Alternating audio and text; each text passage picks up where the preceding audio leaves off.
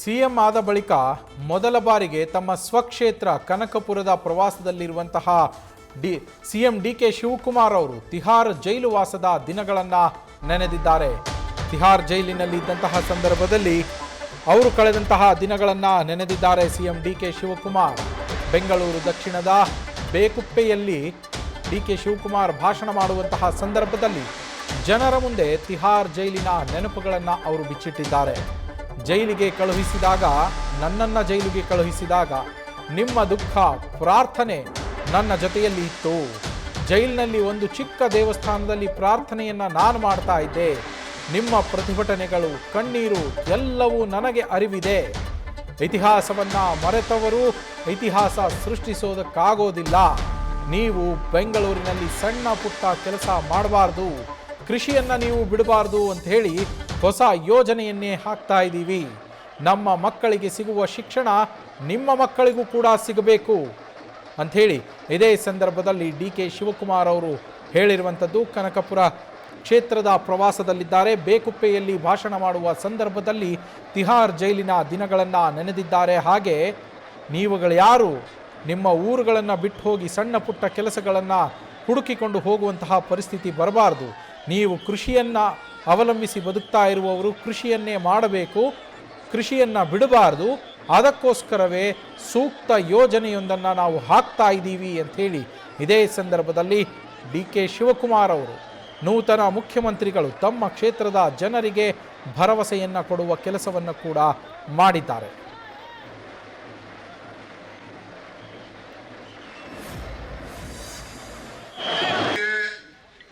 Time ಕೊಡಕ್ಕಾಗಲಿಲ್ಲ, ನಿಮ್ಮನ್ನು ಬಂದು vote ಕೇಳಕ್ಕಾಗಲಿಲ್ಲ.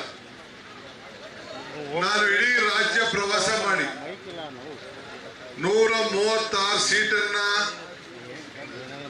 Congress ಪಕ್ಷದ ನನ್ನ ಅಧ್ಯಕ್ಷತೆಯಲ್ಲಿ ಗೆಲ್ಸ್ಕೊಂಡು ನಾನು, ಸಿದ್ದರಾಮಯ್ಯನವರು, ಅದ್ರ ಜೊತೆಯಲ್ಲಿ ಅನೇಕ ನಾಯಕರುಗಳು, ನಾವು ಇಬ್ಬರೇ ಅಲ್ಲ, ಇಡೀ ವಿಧಾನಸಭಾ ಕ್ಷೇತ್ರದಲ್ಲಿ ಮಾಜಿ ಮಂತ್ರಿಗಳು, ಮಾಜಿ ಶಾಸಕರುಗಳು, ಕಾರ್ಯಕರ್ತರುಗಳು, ಹಾಲಿ ಶಾಸಕರು ಎಲ್ಲ ಸೂರ ದುಡಿದು ಈ ದೊಡ್ಡ ಮೊತ್ತದ ನಂಬರ್ ಅನ್ನ ಪಡ್ಕೊಂಡು ಕಾಂಗ್ರೆಸ್ ಸರ್ಕಾರವನ್ನು ಅಧಿಕಾರಕ್ಕೆ ತಂದಿದ್ದೇವೆ. ಇದು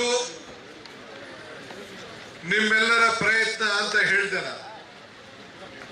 ನೀವು ಯಾವತ್ತೂ ಕೂಡ ನಿಮ್ಮ ಆತ್ಮ ವಿಶ್ವಾಸಕ್ಕೆ ಕುಂದಕ್ಕೆ ಹೋಗ್ಲಿಲ್ಲ. ನನ್ನನ್ನ ಸಂಕಟದಲ್ಲಿ ಸಿಕ್ಕಿದಾಗ, ತಿಹಾರ್ ಜೈಲಿಗೆ ಕಳಿಸಿದಾಗ ನಿಮ್ಮ ಕಣ್ಣೀರು, ನಿಮ್ಮ ಪ್ರಾರ್ಥನೆ, ನಿಮ್ಮ ಹರಕೆ, ನಿಮ್ಮ ಶ್ರಮ, ನಿಮ್ಮ ದುಃಖ, ನಿಮ್ಮ ದುಮಾನ. ನಾನು ತಿಹಾರ್ ಜೈಲಲ್ಲೂ ಕೂಡ ಅಲ್ಲಿರುವಂತಹ ಒಂದು ಚಿಕ್ಕ ದೇವಸ್ಥಾನದಲ್ಲಿ ಪ್ರಾರ್ಥನೆ ಮಾಡ್ತಿದ್ದೆ. ನಾನು ಟಿವಿಲಿ ನೋಡ್ತಾ ಇದ್ದೆ, ಪೇಪರ್ ನೋಡ್ತಾ ಇದ್ದೆ. ಬೆಂಗಳೂರಿನಲ್ಲಿ ಪ್ರತಿಭಟನೆ ಮಾಡಿದಾಗ ಬಂದು ಮಾಡ್ತಾ ಇದ್ದಂತಹ ಹೋರಾಟಗಳು, ದೆಹಲಿಗೆ ಕಾಲಲ್ಲಿ ಚಪ್ಪಲಿ ಹಾಕಕ್ ಆಗದವರು ಕೂಡ ನನ್ನನ್ನು ಬಂದು ಕೋರ್ಟಲ್ಲಿ ಬಂದು, ನೀವೆಲ್ಲ ಬಂದು ಕೋರ್ಟಲ್ಲಿ ನಿಂತ್ಕೊಂಡು ನೋಡ್ತಾ ಇದ್ದಿದ್ದು, ರಸ್ತೆಯಲ್ಲಿ ನೋಡ್ತಾ ಇದ್ದಿದ್ದು, ನೀವು ಆಗ್ತಿದ್ದಂತ ಕಣ್ಣೀರು, ಇದೆಲ್ಲ ಕೂಡ ನನಗೆ ಅರಿವಿದೆ. ಸೊ ಅದನ್ನ ನಾನು ಅದನ್ನ ಮರೀಲಿಕ್ಕೆ ಸಾಧ್ಯ ಇಲ್ಲ. ಯಾರು ಇತಿಹಾಸವನ್ನ ಮರ್ತವನು ಇತಿಹಾಸನ ಸೃಷ್ಟಿಗೆ ಸಾಧ್ಯ ಇಲ್ಲ ಅಂತೇಳಿ ಬಾಬಾ ಸಾಹೇಬ್ ಅಂಬೇಡ್ಕರ್ ಅವರು ಹೇಳಿದ್ದಾರೆ. ನಮ್ಮ ಕನಕಪುರ ಕ್ಷೇತ್ರ ಹೇಗಿತ್ತು, ಕನಕಪುರ ಟೌನ್ ಹೇಗಿತ್ತು, ಕೋಡಳ್ಳಿ ಹೆಂಗಿತ್ತು, ಆರವಳ್ಳಿ ಹೆಂಗಿತ್ತು, ಸಾತ್ತೂರ್ ಹೆಂಗಿತ್ತು, ನಿಮ್ಮ ಕಣ್ಣುಗಳು ನಮ್ಮ ಹಿರಿಯರ ಎಲ್ಲ ನಾಯಕರುಗಳಿಗೆ ಸಾಕ್ಷಿ. ನಿಮ್ಮ ಜಮೀನು ಆಸ್ತಿ ಬೆಲೆ ಏನಿತ್ತು ಅಂತೇಳಿ. ನಾವು ಮೂಲತಃ ಬೆಂಗಳೂರು ಜಿಲ್ಲೆಯವರು, ಬೆಂಗಳೂರು ಗ್ರಾಮಾಂತರ ಜಿಲ್ಲೆಯವರು, ಇವತ್ತು ಬೆಂಗಳೂರು ದಕ್ಷಿಣ ಜಿಲ್ಲೆಯವರು.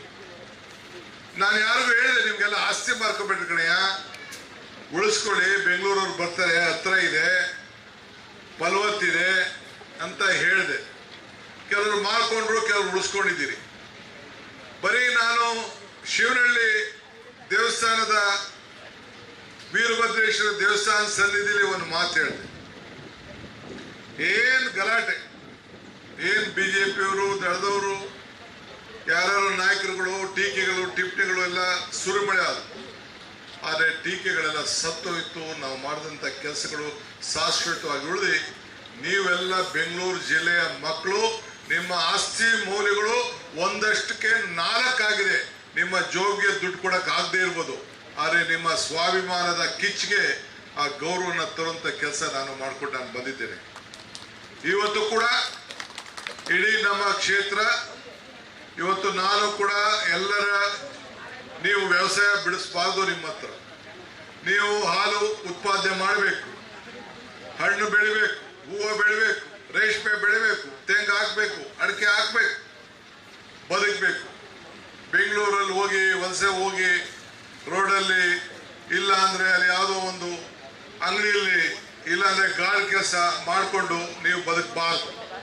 ನಿಮ್ಮ ಸ್ವಾಭಿಮಾನದ ಬದುಕನ್ನ ಆಗ್ಬೇಕು ಅನ್ನೋ ದೃಷ್ಟಿಯಿಂದ ಈಗಾಗಲೇ ಸುಮಾರು 1000 ಎಕರೆ ಜಮೀನಿಗೆ ನೀರನ್ನ ಒದಗಿಸಿಕೊಡುವಂತ ಕೆಲಸವನ್ನ ಮಾಡ್ತಾ ಇದ್ದೀವಿ. ನ್ಯೂಸ್ ಫಸ್ಟ್ ನಿರ್ಭೀತಿಯಿಂದ ನಿಮ್ಮ ಪರವಾಗಿ.